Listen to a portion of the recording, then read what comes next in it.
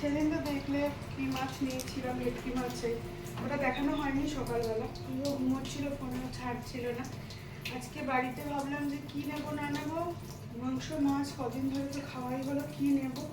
আর ওর স্কুলের গাড়িটা বেরিয়ে গেল, তারপরেই মাছ আনতে এলো। সকালবেলায় একবার এসেছিল, এখান থেকে চলে গেছিলো, তখন নিয়ে স্কুল যাওয়ার আগে না ঠিক মাছ টাছ নিতে ভালোও লাগে না, তখন বেরোনোর তাড়া থাকে, টিফিন করে দেওয়া থাকে। তারপরে মাছালা আবার আসলো, মাছ নিলাম। দেখো কি মাছ নিয়েছি দেখাচ্ছি।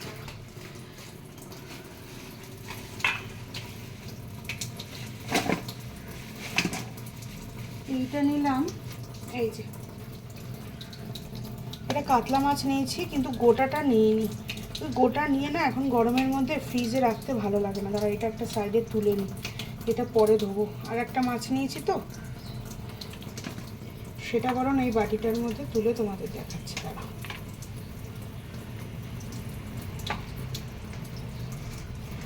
মাছটা অল্প করে নিয়েছি।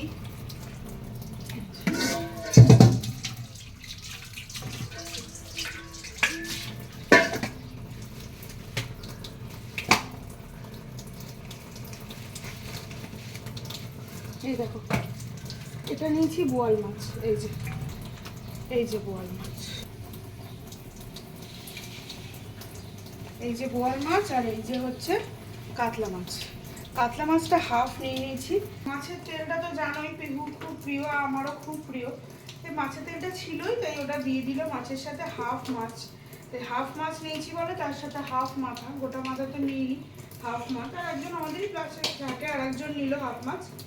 আর এটা হয়েছে বোয়াল মাছ। বোয়াল মাছটা আজকে করবো না ভাবছি, দেখি, কারণ বোয়াল মাছটা আজকে করার ইচ্ছা নেই। বোয়াল মাছটা অনেকটাই হয়েছে। বোয়াল মাছটা ওই 1 কেজির ওপরেই ছিল, প্রায় 1.5 কেজি মতো হয়েছে বোয়াল মাছটা। বোয়াল মাছটা গোটা নিয়ে নিয়েছি, কিন্তু কাতলা মাছটা হাফ নিয়েছি।